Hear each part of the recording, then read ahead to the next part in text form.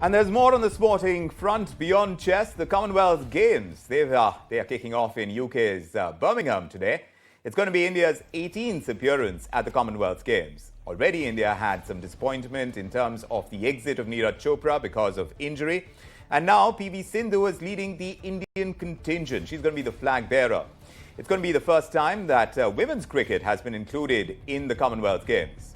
The performance of the women in blue is going to be closely watched. Remember, in the last games in Australia, India bagged as many as 66 medals. So now, with the current push on sports in recent years in India, can we look forward to some more bling coming our way this time around at the Commonwealth Games? That's the question we want to ask the expert.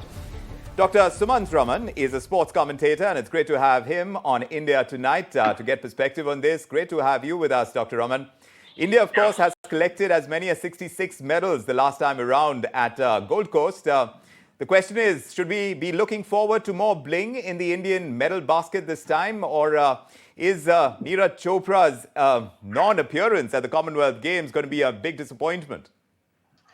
No, I think India will do well. I mean, there's no doubt about it. India is certainly in the top 5.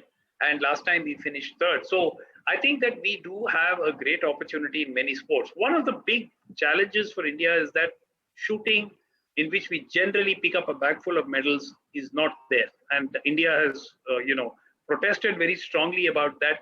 But the lack of shooting in this competition is a bit of a setback as far as our medal prospects are concerned.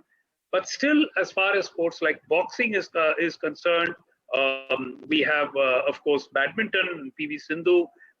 We have some chances in athletics. We have, certainly we do have chances in the women's cricket. There's a cricket team under Harmanpreet Kaur who are going there, and so there is a very good possibility that India would finish in the top 3. But I think it's going to be difficult to challenge Australia and England. Australia and England traditionally finish in the top as the first and second. And I honestly can't see that changing. Now, the question is, can India keep up their 3rd place, or would there be, would we slip further? So, because obviously we don't have Neeraj Chopra, MC Mary Kom. So, a few names who perhaps would have been sort of sure shot medalists at the Commonwealth Games level are not there. But India is still in with a very good chance. There will be a bag full of medals. The main question, of course, we've got table tennis where India hopes to do very well. But I think the main question is, will India again manage to finish 3rd? And what would be the gap between us and Australia and England? What about athletics? Because you did mention Neeraj Chopra, but overall, if you look at the 2022 World Athletics Championships, India has been placed 33rd. We have improved our tally. How have we done so far? Are we likely to improve our score on the Commonwealth Games front? I honestly don't think so. And the reason for that is not hard to see. In the last 1 year, I think there are 7 major athletes from India who have failed dope tests. Most recently, we had Dhanalakshmi and Aishwarya who had failed dope tests, and Dhanalakshmi would have been a very good prospect. So I think that there is a problem with Indian athletics winning a lot of medals simply because of what's happened. And these are not athletes who are also rans. These are some of our best athletes, some of our medal prospects who have tested positive in the last year or so, and who failed dope tests and have been banned from competitions and so on. So I think that athletics, I expect a setback. Now, having said that, you could see some of our athletes pull off a surprise, but I don't honestly expect a great performance. Where I do expect is, I expect it in boxing, I expect it in badminton, I expect it in table tennis, and a few other sports. I expect it in cricket and sports like these, and of course hockey. So I think that we should be looking at some of these sports to see where the medals would come in from.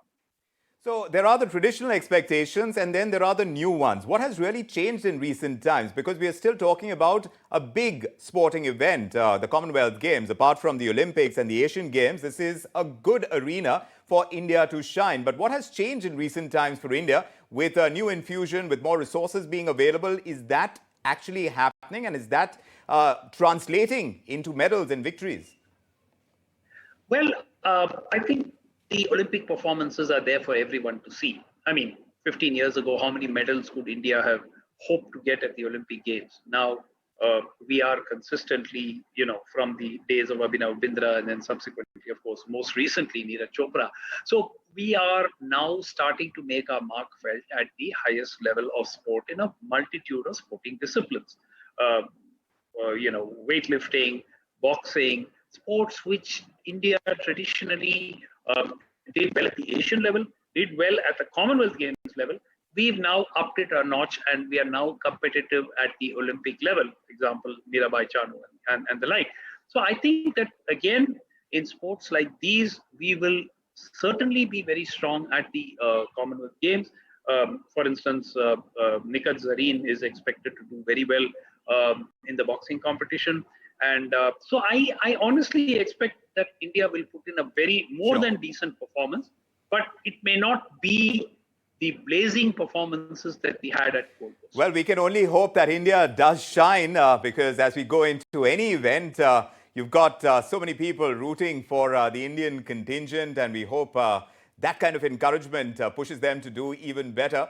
But thanks very much for joining us and sharing your perspective with us on the Indian sporting arena. Meanwhile,